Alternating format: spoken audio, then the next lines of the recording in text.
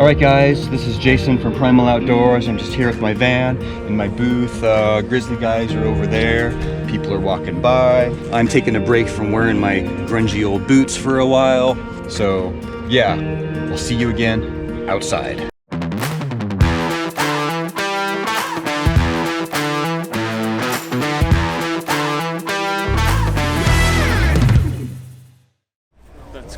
Each morning of my Expo weekend started at the Grizzlies booth, where we held a meet and greet breakfast every day. Thanks so much to everyone who stopped by. It was great to meet so many of you in person and chat for a while.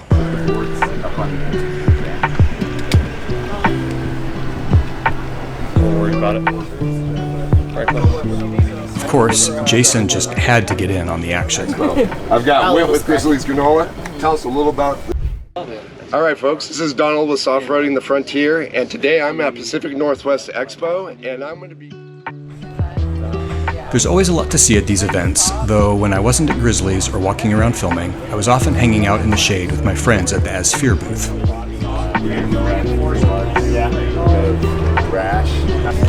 Yeah, I'm sure. It's interesting. After you're done, you're packing up, you just kind of fold the whole... Typically it would be like National Forest, BLM landing. While I don't generally pay much attention to big, expensive, fully built-out camper solutions, this caught my eye because the pickup bed had been removed and the camper built in its place, which I think is an intriguing concept. So we're at Enduro Campers. This is Sean. Sean here. Yeah, do you guys, I mean, do you sell is it truck and camper, or do you build the campers onto someone's truck? Build the campers onto someone's truck. Yeah. Okay. Sort of, that all ties into our philosophy a little bit, which is, you know, giving people the option to have a really nice camper like this on a truck that they have personalized or have a specific vision for. You know, you go to like a really big, really expensive camper, they're handling the truck and all its upgrades. Whereas with one of these, you can keep it pretty mild with your suspension tune and just drop one of our cabins straight on top of it. So, you know, if you're someone who just built up a Tundra, you really like the way it rides, you want to have a really big camper on it, but you don't want to go crazy and you want to keep it handling like a truck, this is the way to go. Take the bed off, save some weight from that, and then put on this cabin, which is already pretty lightweight. Gotcha. So this is fiberglass foam composite. So it's a sandwich panel. We have, fiberglass outside, fiberglass inside foam, and then we join it with aluminum. Generally with these composites, the strength is in the panel itself. So you just want to make sure that all of your joints are really well secured. So around the outside, we do a aluminum framing, and then over the overhang, because there's a lot of little junctions in there, we just skin the thing in carbon fiber. Nice, nice. Keeps it light, keeps it aero, really cuts down wind noise, which is nice. Have the little devils inside. If I've got a truck and I want one of these on my truck, do I take the bed of my truck off? Do you guys do that, or do I come down with my truck with the bed already off? Whatever works.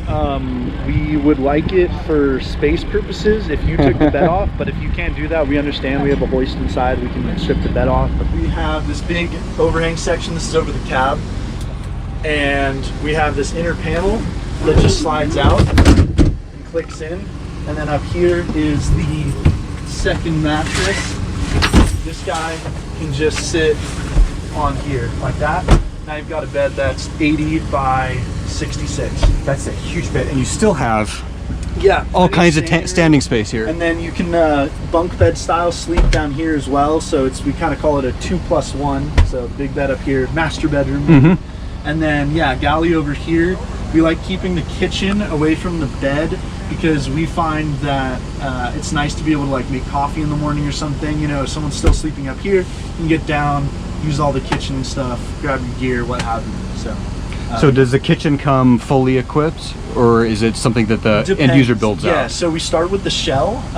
That's kind of the base, and then we can give you just the shell if you want to do a build DIY. And if you want us to do cabinetry, then we're happy to do that, and then it's a la carte from there. So, you know, there's a layout that costs, I think it's around 10 grand. And then if you want to add electrical, we can add electrical, hot water, outdoor shower, whatever you want to do. On this one, we have 28 gallons of water tank under the bench and a battery system kind of throughout. Plenty open storage under this guy. On a future customer build, we do We'll have a hydronic sitting in here with a heater exit here, same 28-gallon tank, and then all the battery system in here. Solar, alternator charge, you know, however you want to handle that, we can work with that as well. The shell only with like the lowest price deliverable, if it was a shell only, where does that is 25K? Yeah, interior. Oh, the interior is another 10. Yeah. Gotcha. Okay. So yeah, and you know, we like the DIY scene, kind of come from that, to be honest. Gotcha. And so we're kind of proud to offer a shell and let people. Yeah, it that's keeps it a little more attainable. Gotcha. Yeah. You only build onto full-size trucks?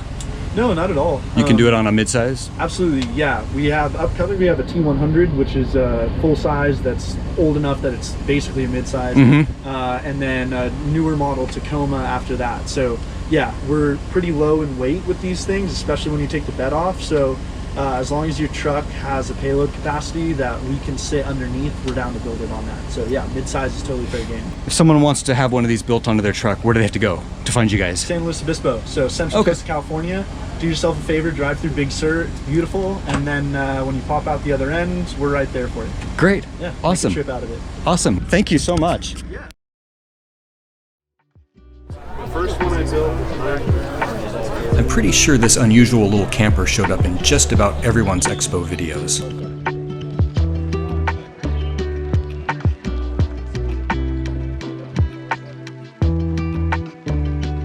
Honestly, if I was running a little Wrangler like this, I'm not convinced this would be my camping solution of choice, but it's always good to see innovation. This is Jade with Yankum Ropes. Yeah, so what we've done is we've tried to make this as hookless as possible. Obviously, recovering anything is dangerous, right? When you're involving pulling stuff out, it's just going to be dangerous. So what we've done is this product is our groove lead. So the idea here is this is acting as if it's at your bumper, right? Here's your fairlead, we call it the groove lead. So the idea here is we want to remove hooks. And so what we've done is we've created this so that obviously when you pull your winch and set that down, that this has created a little valley groove here to where it protects that synthetic line. Because obviously synthetic line, you get it, you know, on a sharp object or exposed or something that's, you know, it's going to get damaged. And so that's to recess it back. This is made out of aluminum. We've banged the heck out of this thing and no problems, hasn't broke. Another kind of feature, if you think about it, is you'll see a lot of guys that have their synthetic line that comes out of their fairlead and they've got it hooked up, and you're exposing all of that synthetic line. Right? And so most synthetic line now does have a baked UV protectant in it, but you're only going to get so much. If you keep that exposed over time, it's just going to deteriorate and break down and become weaker, right? And so the idea is like even if someone has like a hook that they've already got on their synthetic line, all you simply do is just cut this off and re-splice it, which we offer videos for that.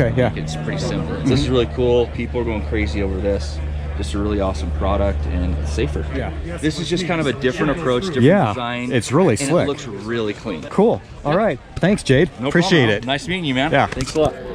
So I'm still here at the Yankum Ropes booth, and I ran into someone some of you may know. This is Casey LaDelle. How's it going? So what do you do, Casey? I do off-road recovery as like the main focus of the channel, but it's kind of also whatever Casey's doing that day type of thing as well. People are like, I've been told my channel is like a box of chocolates because you just don't know what you're gonna get. Never know what you're gonna get. I'm like, I don't know what I'm gonna get either, so I just film stuff and I post it. I know a bunch of you watch Matt's Off-Road Recovery, and Casey does some of the same things. In fact, he's buddies with Matt, right? Yeah, you go down there to Hurricane, to Utah sometimes. If we can get it out. We've still got Casey hanging out with us. He's been here all week. Casey's videos have a, I don't know, a fun little twist to them.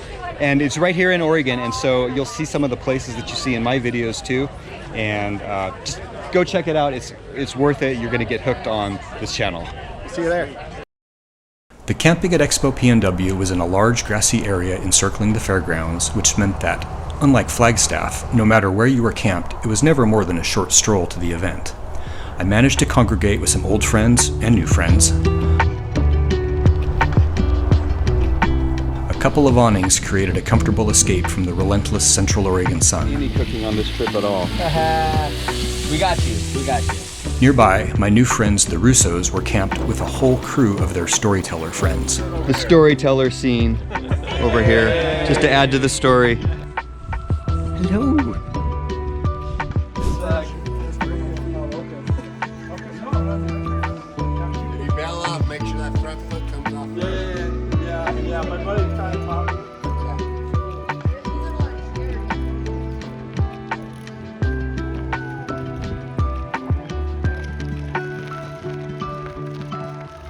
There you go, Donald. You're next. You gotta try this thing out.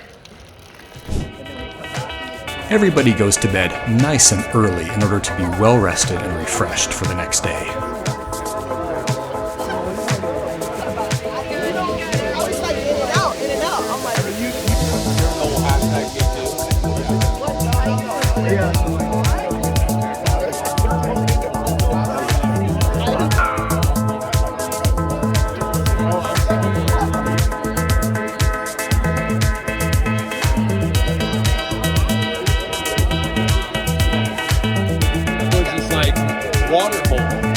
Where the snow had melted, and so you had to go off the snow into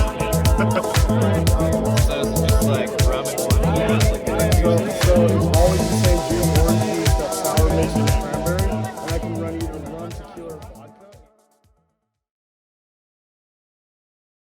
So this teeny tiny little trailer caught my eye because I used to, well, I guess you have to tell me, can something like a Subaru pull this? Yeah. Actually, we do get quite a few customers who have Costreks or Outbacks. Sitting right here, this thing's about 750 pounds. Kind of gives the smaller SUVs something to build a pole and put their gear on. You know, we still try to fit as much of the amenities as we can, as the big boys do. So we set it up with a pull-out fridge here. We got a big slide-out tray here. Oh, that's nice. Yeah, you can set this up, build it out, and build it, you know, custom kitchen. You know, things you can do it yourself, or you can just throw your gear on this and just have it so you can pull it out. Oh, we've got some power.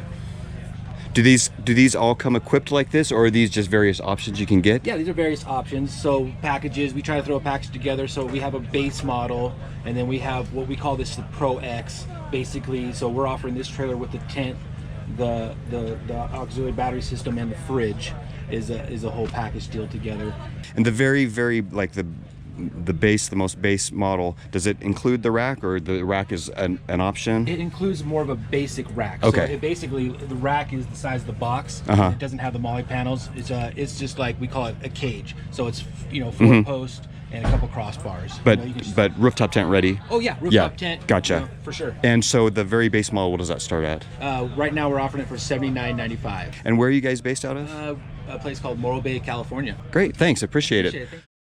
So this is Lee. He's working here with Opus Trailers, which is maybe a little out of my wheelhouse, but I'm a big fan of four-wheel drive 24/7, the guys down in Australia, and there's almost always one of these getting towed along on those trips. And so I've been looking at these things, you know, from a distance for years, and they've got them here, including the kind that like inflate and pop up, right? Yep, absolutely. And so let's take a look, because they're pretty cool. This is the smallest of the trailers that we have.